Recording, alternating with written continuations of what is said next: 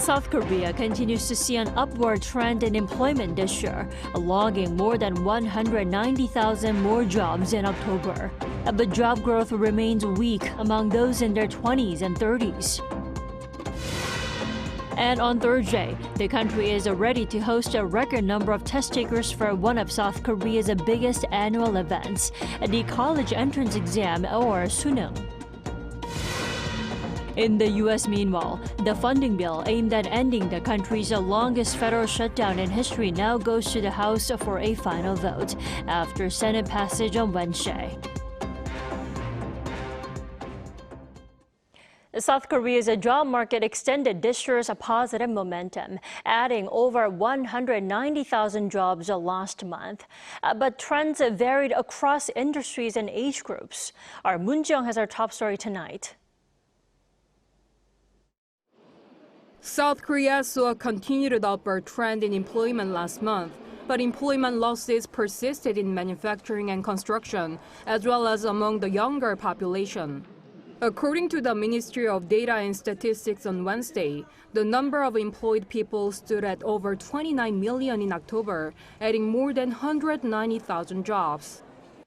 While the upward trend in employment continued, the pace of increase narrowed as job losses persisted in sectors such as agriculture, forestry and fishing, construction, and manufacturing.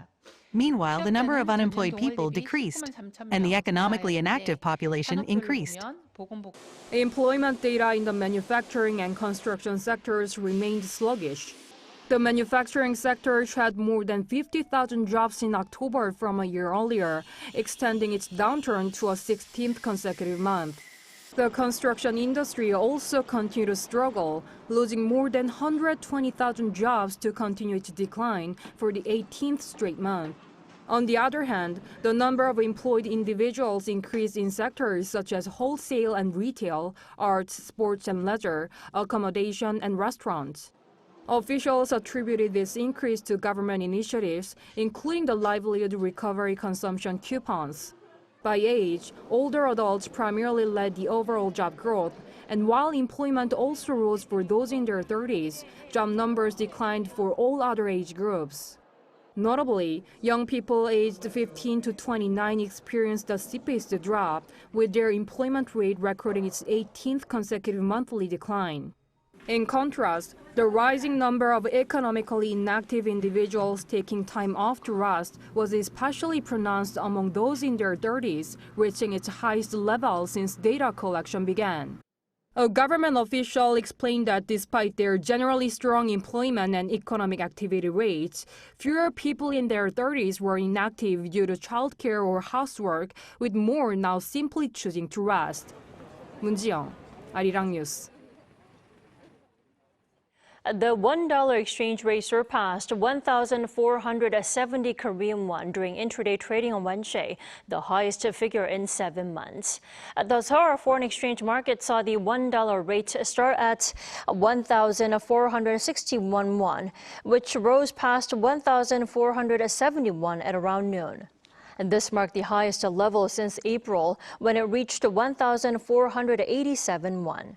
The recent strong U.S. dollar comes as expectations grow that consumer spending will increase once the longest U.S. Federal Reserve shutdown is lifted, which is expected to happen soon.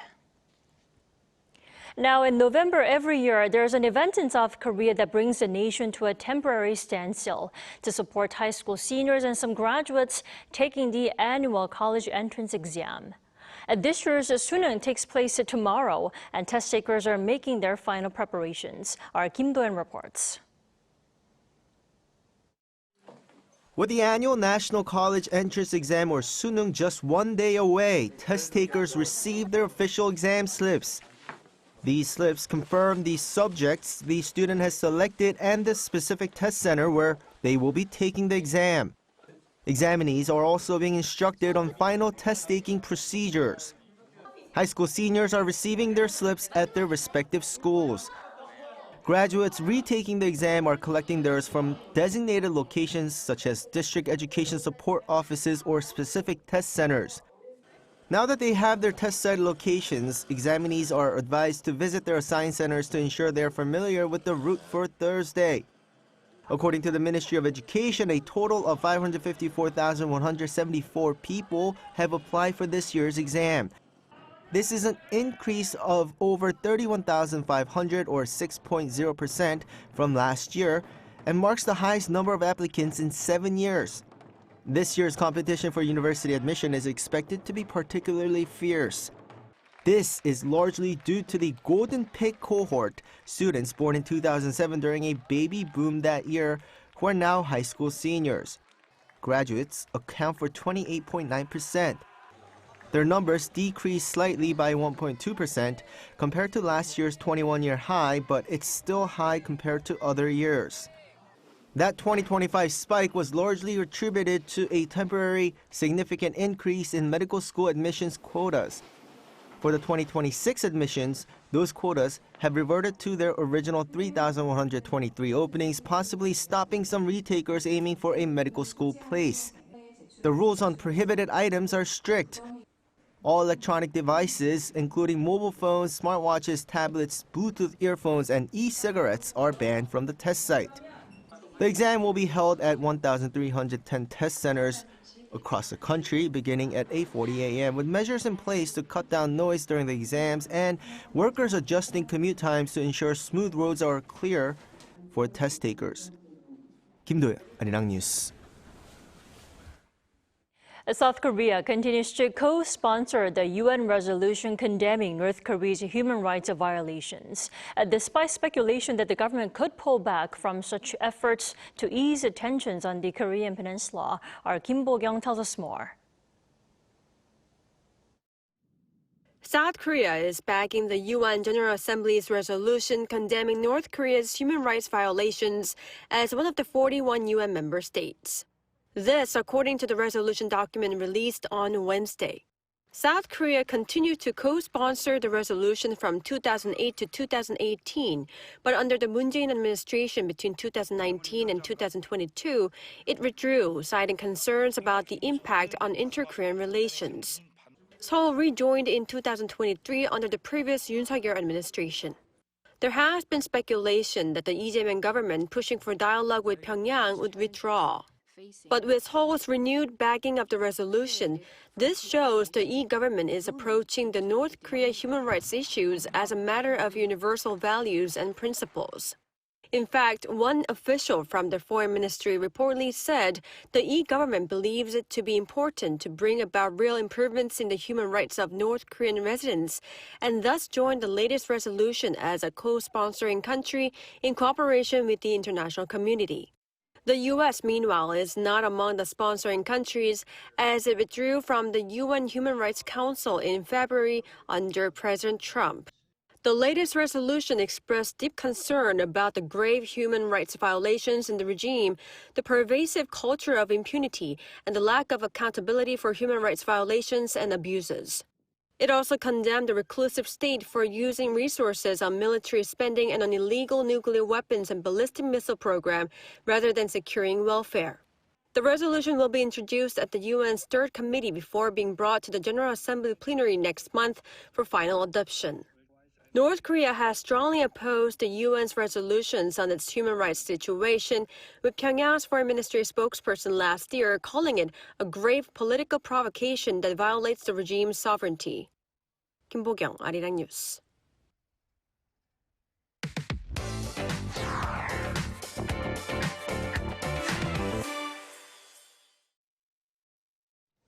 As South Korea moves towards building a nuclear-powered submarine, what would Seoul's greater sea power mean for regional and global security? Also, what will be the next steps and challenges ahead?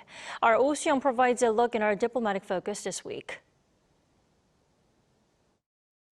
South Korea's push to acquire nuclear-powered submarines marks a strategic step aligned with the rules-based international order amid growing regional tensions. President Lee Jae-myung last month asked President Donald Trump for cooperation in developing nuclear-propelled submarines with the use of US-enriched uranium fuel. Trump approved the request within 24 hours, a significant move, according to Dr. Yoo Ji-un, a former ROK Navy officer who has been deeply involved in the Navy's aircraft carrier and submarine programs. It shows that Washington fully acknowledges South Korea's strategic importance as a maritime power and a trusted ally in the Indo-Pacific. U.S. support suggests more than political endorsement. It could mean a closer cooperation in technology, industrial development, and operational planning. Seoul has stressed that its pursuit of nuclear-powered submarines is not intended to fuel a broader arms race, underscoring that the project's purpose is defensive. North Korea earlier this year unveiled nuclear-powered submarines for the first time, raising alarm within and beyond the region. North Korea already possesses submarine-launched ballistic missiles, and both China and Russia have been expanding their naval operations around the Korean peninsula. Conventional diesel-electric submarines are limited in endurance and range, but nuclear-powered submarines can remain submerged for months, giving South Korea a credible second strike capability and persistent surveillance presence. Beyond Seoul's own security, Yu says South Korea's sea power can fill a critical capability gap in regional security. The United States likely supports this initiative because it strengthens collective deterrence and burden sharing within the alliance. A capable South Korean undersea fleet would enhance regional stability and complement U.S. and allied naval forces across the Indo-Pacific. Their ability to conduct long-endurance patrols would improve early warning, crisis monitoring, and intelligence collection on potential threat. In addition, these submarines would strengthen cooperation among like-minded allies, the US, Japan, Australia, and European partners, supporting a more integrated, rules-based maritime order. But this will take time and strenuous effort, requiring congressional and regulatory approval. Technologically, designing and safely operating a compact naval reactor requires time, extensive testing, and new industrial infrastructure. Regulatory challenges include establishing a framework for nuclear fuel supply and international safeguards under non-proliferation commitment. So I imagine that the Department of Energy is going to take a much closer look at any export of nuclear technology and nuclear materials to South Korea. So the Department of Energy doesn't consider strategy or security or alliance management so much. It focuses on non-proliferation. For now, Washington has expressed optimism about South Korea using its own shipyards. Now, South Korea already has a very competent submarine industry, and so competent that it's a very competitive supplier to countries such as Australia and Canada and several European countries. So South Korea has the potential to construct its own submarines. Whether it's going to be allowed to do this in the context of a nuclear submarine is a whole nother question. So we've got the potential for the submarines to be built in the US, but this then puts in queue a whole range of extra hurdles for other states seeking submarines.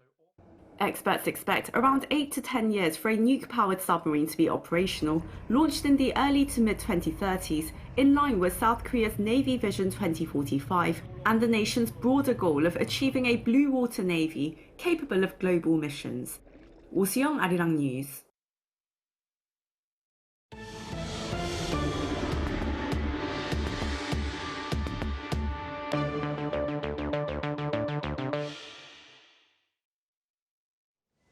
The U.S. Senate has voted to end the longest government shutdown in American history.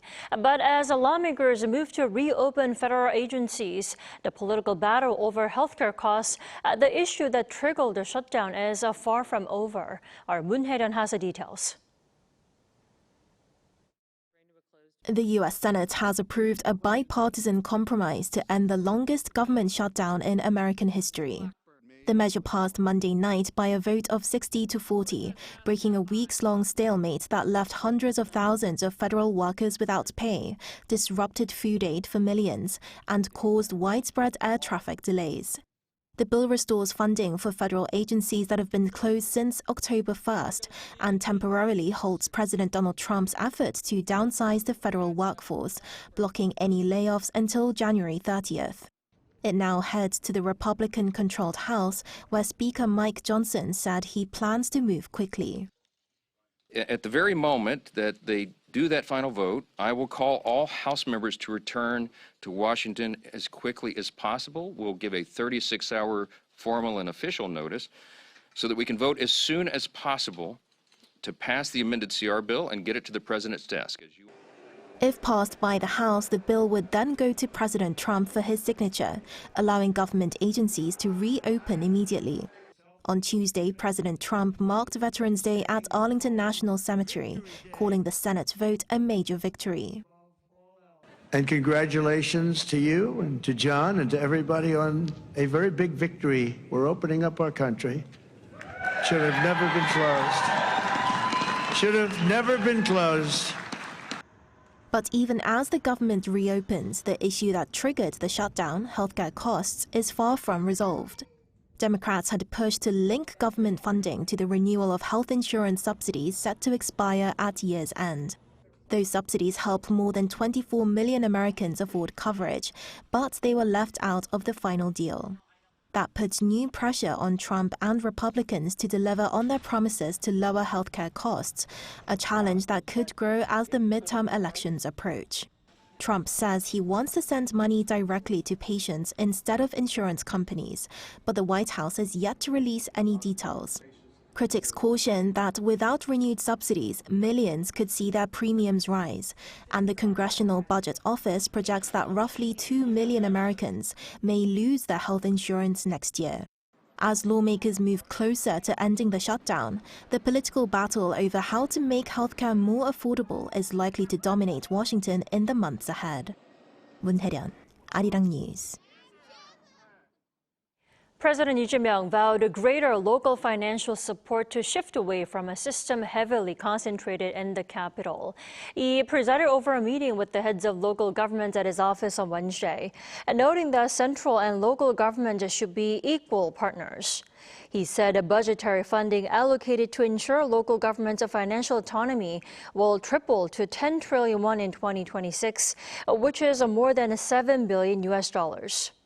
The president also vowed to speed up the relocation of public institutions to regions outside the capital and its surrounding areas. South Korea's Presidential Commission on Carbon Neutrality and Green Growth will take part in this year's United Nations Climate Change Conference, also known as COP30, starting Thursday. During the three-day trip, Vice Secretary General Kim Jong-il will present South Korea's renewable energy and carbon neutrality policies at seminars hosted at the Korea Pavilion.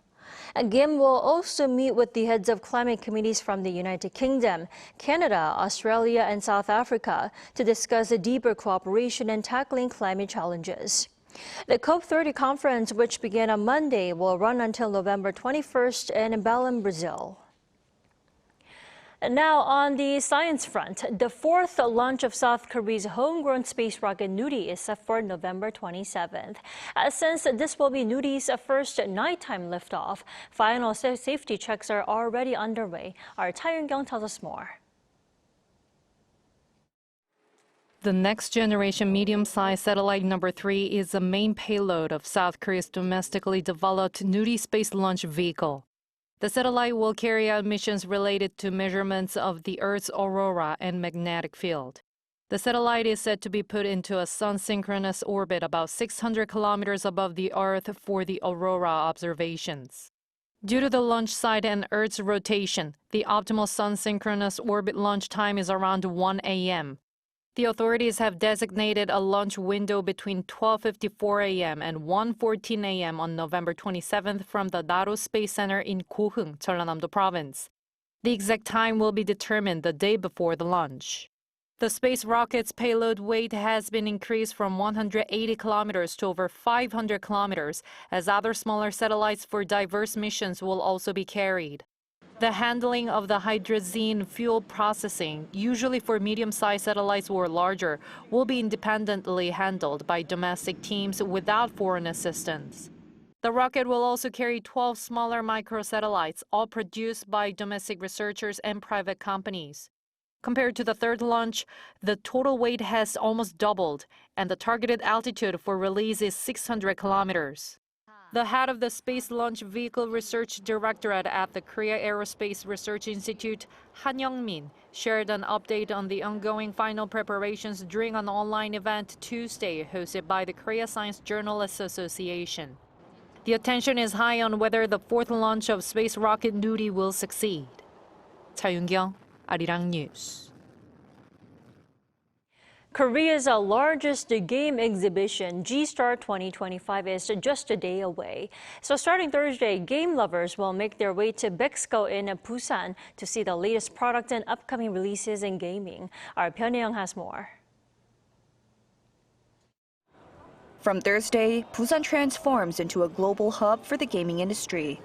G-Star 2025 kicks off for a 4-day run under the slogan, Expand Your Horizons, bringing together the world's top developers and publishers.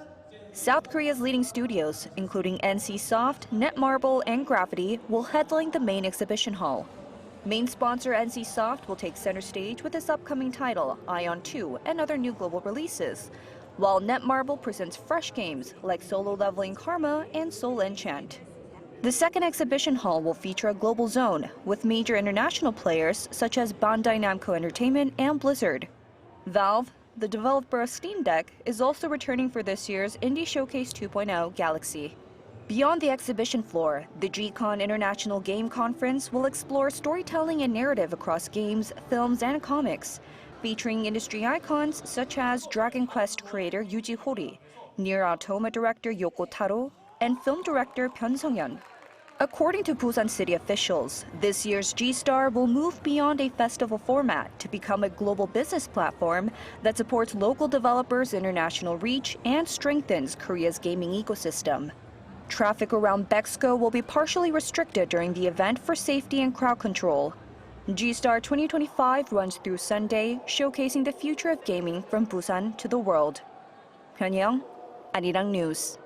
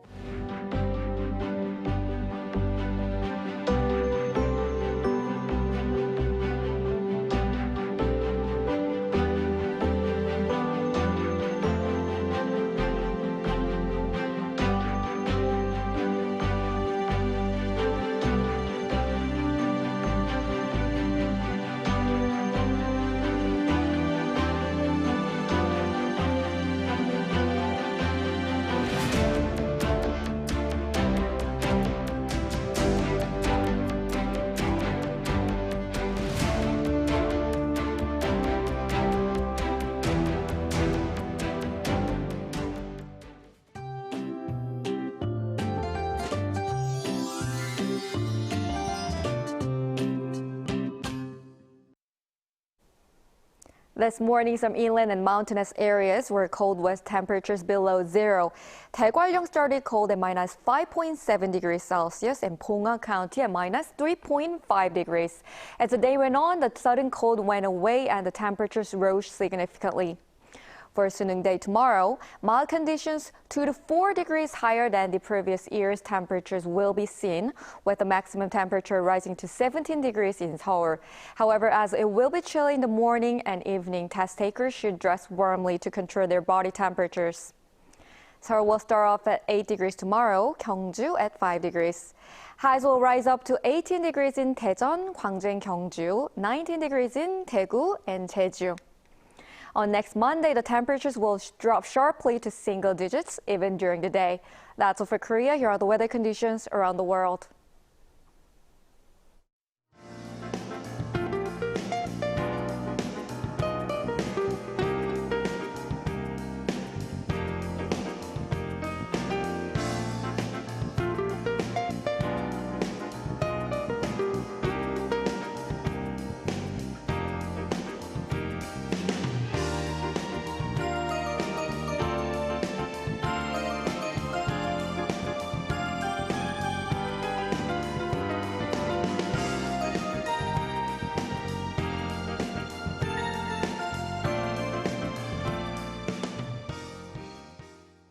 That is all we have for tonight. I'm Kim Dami. From all of us here at Arirang, thanks for watching and good night.